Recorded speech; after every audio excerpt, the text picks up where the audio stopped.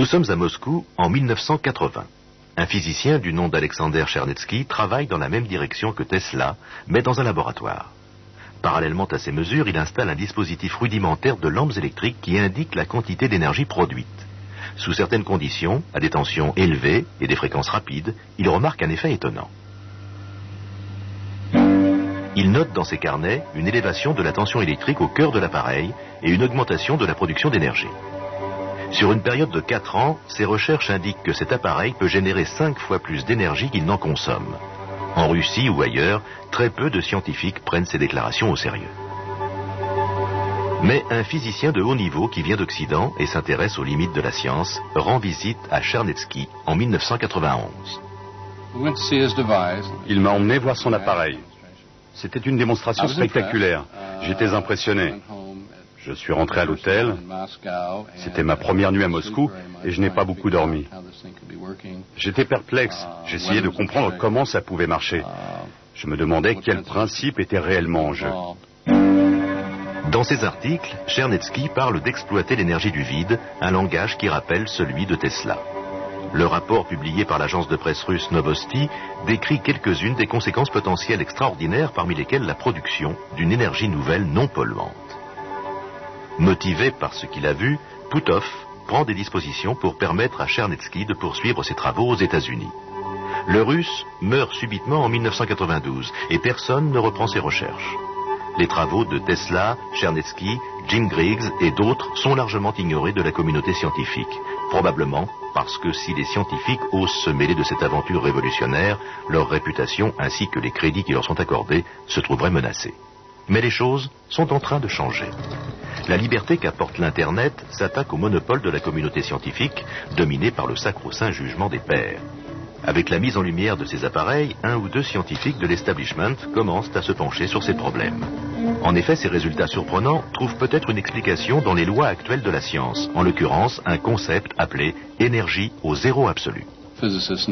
Les physiciens savent que nous sommes immergés dans ce que nous appelons l'énergie au zéro absolu. Nous l'appelons ainsi parce que si par exemple on refroidissait cette pièce au zéro absolu, il subsisterait une énergie. Ça peut paraître étrange qu'au zéro absolu, où tout gèle, il reste une énergie, mais c'est bien ce qui se passe. Andreï Sakharov, le physicien soviétique, affirme qu'il faut considérer que la matière flotte dans une mer universelle d'énergie. Les physiciens modernes nous disent que l'espace entre les étoiles et l'espace entre les particules qui constituent la matière est rempli de grandes quantités d'énergie fluctuante. Ces fluctuations sont d'ailleurs fondamentales pour la perception que nous avons de l'organisation de la nature.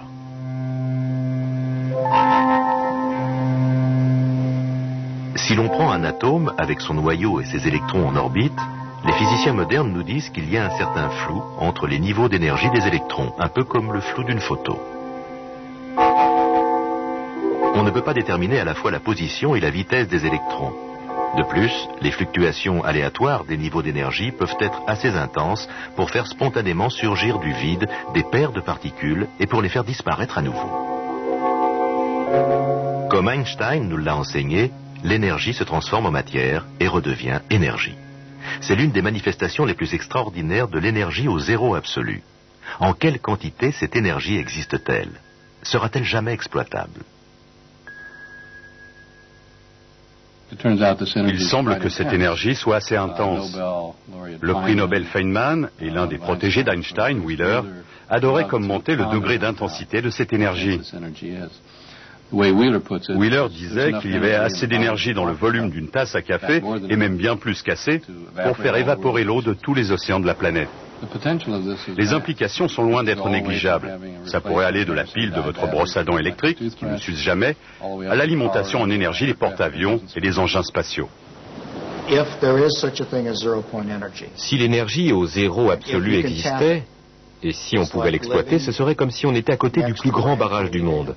Si on y perçait un trou et qu'on utilisait la pression de l'eau, on aurait ainsi toute l'énergie dont on aurait besoin. Est-il possible que Tesla, Chernetsky ou même Jim Griggs de Géorgie aient pu trouver la clé qui ouvre non seulement cet océan d'énergie insondable, mais perce aussi certains mystères de l'univers? L'énergie au zéro absolu est la pierre de Rosette de la physique. Avec la pierre de Rosette, on a pu déchiffrer une langue inconnue grâce aux 2 autres langues inscrites sur la pierre, qui, elles, étaient connues. Nous avons différentes lois qui tentent d'expliquer l'univers. Il n'y a pas une seule théorie, mais il y en a 3. Si la pierre de Rosette de la physique existait, on pourrait faire fusionner ces 3 théories en une seule, et l'on comprendrait la source, l'origine et la formation de l'univers.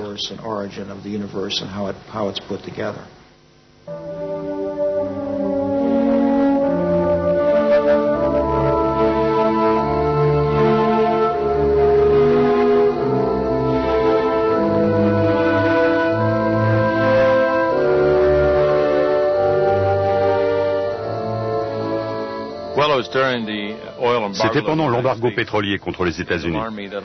J'étais effrayé à l'idée qu'un petit pays du Moyen-Orient puisse paralyser les États-Unis.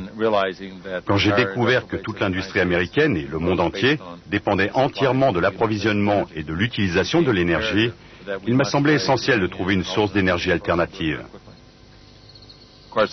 Naturellement, je pensais au départ qu'avec un bon financement, on pourrait y parvenir en l'espace de 6 mois. En réalité, il a fallu 12 à 15 ans.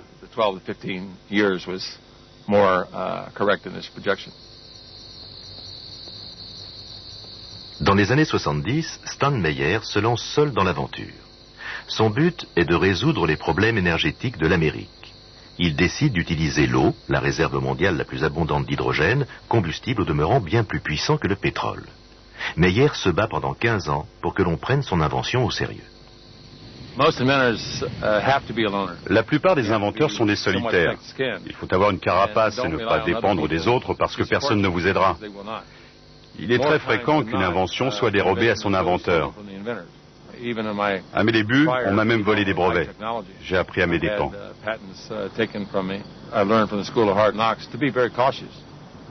Meyer s'est toujours distingué des autres. Il n'a pas de formation classique en tant que scientifique puisqu'il n'a jamais terminé ses études secondaires et s'est lancé dans la recherche à l'Institut de l'énergie Battelle dans son Ohio natal. Il est maintenant inventeur indépendant à temps complet et possède un appareil dont les implications sont potentiellement révolutionnaires. Il n'y a rien de surprenant à ce qu'une machine puisse extraire l'hydrogène de l'eau. En revanche, ce qui est très original, c'est qu'elle le fasse à partir de l'eau du robinet. La méthode traditionnelle est celle de l'électrolyse. Meyer a inversé ce procédé. Contrairement à l'électrolyse, son appareil n'utilise pas beaucoup d'électricité. Il ne produit pas non plus de chaleur perdue. Depuis 20 ans, il affine une méthode qui permet de casser la molécule d'eau et de produire de grandes quantités d'hydrogène à la demande. Ceci n'est pas son dernier appareil. Il ne souhaitait pas qu'on le filme. Grâce à ce simple dispositif, il a pu montrer à un institut de la propriété industrielle incrédule que son concept révolutionnaire fonctionne bien.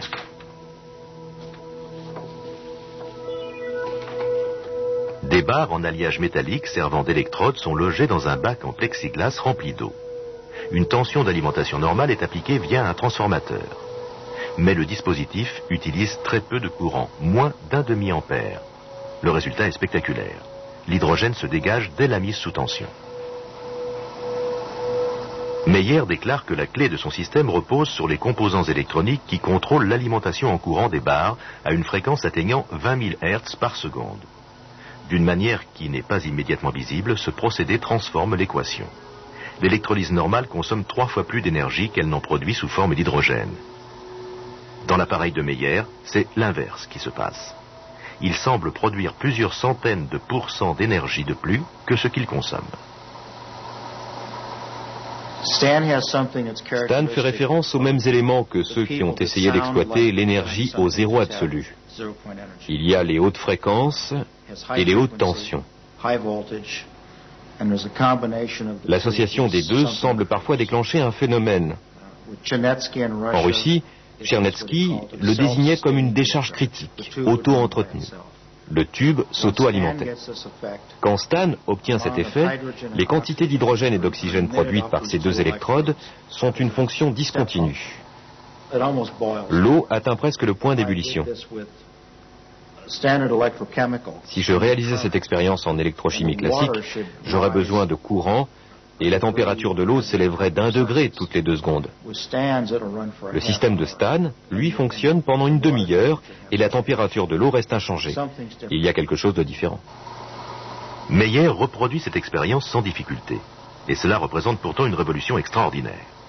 Les mesures qu'il a faites au cours des années suggèrent un rendement supérieur de 1700% par rapport à celle de l'électrolyse classique. Et selon ses dires, il a obtenu des résultats encore meilleurs avec sa dernière invention, qu'il tient encore secrète. J'ai rencontré Meyer pour la première fois lorsque 2 de mes collègues et moi-même lui avons rendu visite pour voir son appareil de fission des molécules d'eau. Il nous a donc fait la démonstration du fonctionnement de sa cuve qu'il a remplie d'eau du robinet. Plus exactement, c'est moi qui l'ai remplie. Puis il l'a branchée et presque instantanément 3 mâchoires de serrage sont tombées à cause du débit auquel le gaz se déversait. C'était tout à fait surprenant. Quelle que soit la source d'énergie utilisée par Meyer, elle était sans commune mesure avec la puissance électrique consommée. Quelque chose l'alimentait en dépit de l'opinion communément admise. Le gaz qui se dégage si abondamment est évidemment de l'hydrogène. En l'allumant, Meyer produit une flamme dont la température est si élevée qu'elle peut découper du métal. Stanley Meyer rencontre beaucoup de difficultés. Par 3 fois, il a tenté de lancer son appareil. Il a organisé des conférences de presse, contacté la presse technique. Mais à chaque fois, on s'est moqué de lui. Surtout au début. On a ridiculisé son idée. On lui accorde un peu plus d'attention aujourd'hui parce que certains scientifiques s'intéressent à lui. Mais en général, la science est très intolérante, en particulier la science moderne. Les revendications de Meyer, comme celles de Tesla, de Griggs et des autres, sont si éloignées du savoir scientifique admis qu'elles sont ignorées par la majorité de la communauté scientifique. Mais Meyer leur rend l'appareil. Depuis 10 ans, il applique toute son énergie à gagner la reconnaissance de ses revendications par l'obtention de brevets internationaux. Il était très difficile de présenter les documents légaux de manière à faire comprendre le processus à l'Institut de la propriété industrielle. Un jour, nous avons transporté la cuve d'eau jusqu'à Washington. Et bien sûr, je l'avais réglée pour qu'elle produise une énorme quantité d'hydrogène. L'instructeur du dossier de la demande de brevet a déclaré que ça ne pouvait pas fonctionner selon le processus de l'électrolyse. On a mis la machine sous tension et elle a immédiatement produit une énorme quantité d'hydrogène. L'instructeur, qui a soudain réalisé ce qu'on était en train de faire, est sorti dans le couloir en hurlant « Éteignez vos cigarettes, il y a de l'hydrogène dans le bâtiment !» On a bien ri, on s'est dit qu'on avait réussi à convaincre tout le monde qu'on pouvait faire exactement ce qu'on avait annoncé.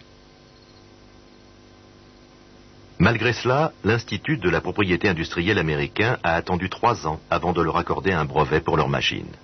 Depuis, Meyer a quand même réussi à faire breveter sa machine en Europe et au Japon. Mais cette machine n'est que la première étape en direction du rêve ultime de Meyer. Si tout se passe bien, l'application de sa technologie marquera le 21e siècle, autant que les inventions des frères Wright et de Carl Benz ont marqué le 20e. Il adapte actuellement un buggy qui fonctionnera à l'eau.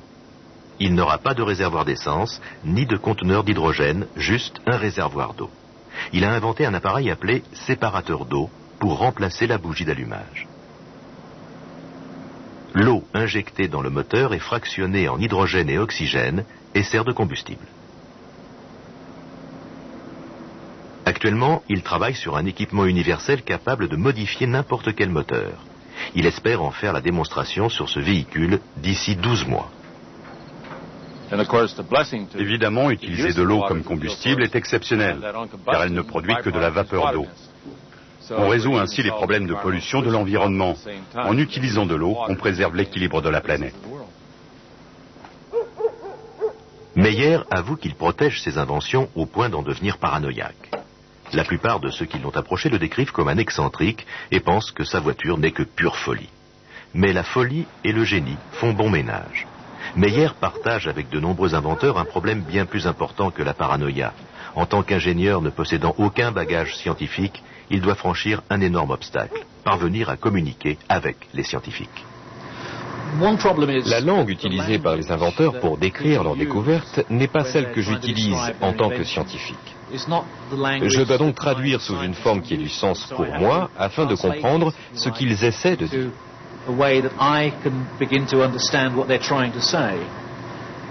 Ça pourrait aussi bien être écrit en swahili. Ça ne m'incite pas beaucoup à faire des efforts pour comprendre. Je ne pense pas qu'il en sortirait des trésors de sagesse. C'est la loi des rendements décroissants.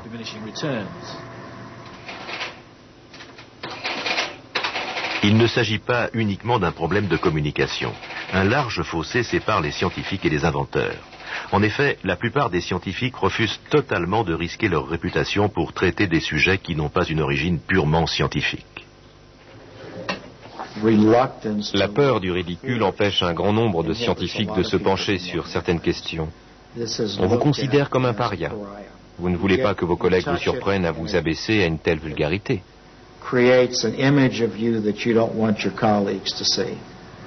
D'un côté, vous avez des choses qui fonctionnent, mais qui manquent d'intérêt, et de l'autre, des choses qui sont tirées par les cheveux, mais qui seraient vraiment révolutionnaires. Il faut donc peser le pour et le contre, et voir ce qui serait le plus profitable pour vous.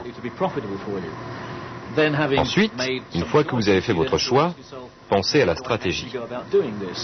Dois-je demander des subventions, et dans l'affirmative, avec qui serais-je en concurrence? Quelle chance a mon projet d'être soutenu?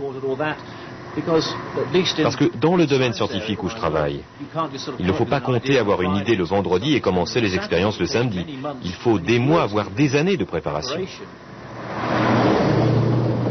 Meyer et ses semblables ont peut-être été ignorés par la communauté scientifique, mais certainement pas par le puissant complexe militaro-industriel. Depuis 10 ans, Meyer dit que de nombreuses organisations très influentes ont discrètement pris contact avec lui, bien que celles-ci n'admettront jamais publiquement avoir traité avec Meyer. Elles sont partie prenante dans l'exploration de l'espace et aussi dans le domaine militaire. Quand ils ont compris ce qui se passait vraiment, au nom de la sécurité nationale, je n'ai plus eu aucune liberté de décision.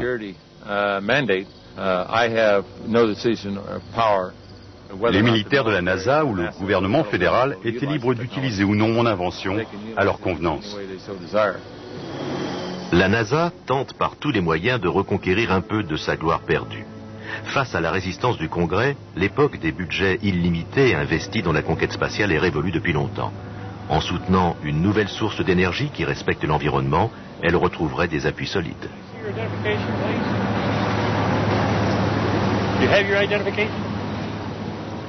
En tant qu'ancien chercheur de la NASA, le professeur Paul Ziss est tenu au courant des travaux de l'agence. La NASA possède de grands centres de recherche. Celui de Lewis à Cleveland, Ohio, est chargé de la propulsion.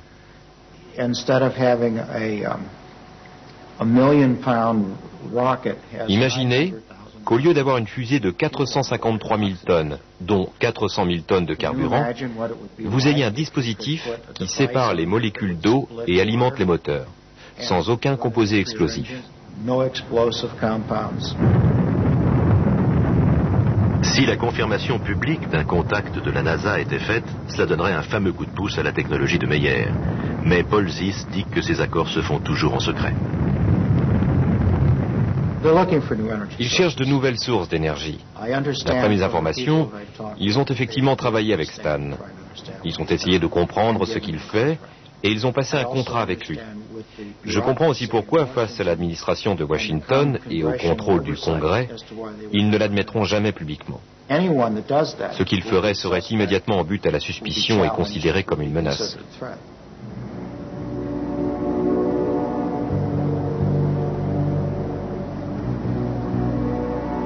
Même si une infime partie des revendications de Meyer était réalisée, l'engagement de la NASA serait justifié. Ce serait aussi une énorme menace pour ceux qui ont de nombreux intérêts établis et qui sont déterminés à conserver leurs privilèges. Si l'appareil de Stan Meyer fonctionne comme il le dit, l'énergie serait disponible dans le monde entier et quasiment gratuite. Les répercussions seraient extraordinaires. Toute nouvelle technologie fait naître de nombreuses oppositions parce qu'elle touche beaucoup de facteurs économiques. Par exemple, aux États-Unis, nous dépensons environ 200 milliards de dollars par an pour l'importation du pétrole. Il est évident que les Arabes seraient prêts à payer 200 milliards de dollars pour contrecarrer cette technologie. Un grand nombre de fois, au cours de ces 10 dernières années, on m'a proposé d'énormes sommes d'argent pour céder mon invention ou la laisser dans les cartons. Les Arabes m'ont offert plus d'1 milliard de dollars en liquide simplement pour garder mon invention secrète et ne rien en faire. Très souvent, j'ai reçu des menaces de mort, mais je crois à ma bonne étoile. Si ce n'était pas le cas, je ne croirais pas non plus pouvoir rester longtemps parmi vous.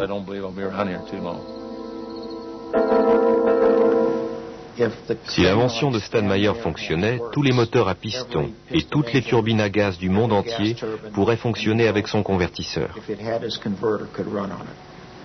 Une petite invention suffirait à mettre au point des appareils autonomes qui fonctionneraient dans le monde entier. Mais les sociétés qui vendent l'énergie feraient faillite.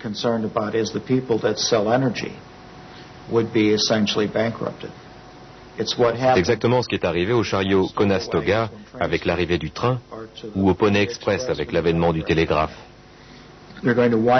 Cette technologie sonnerait le glas d'intérêts internationaux gigantesques qui ne se laisseraient peut-être pas faire si facilement.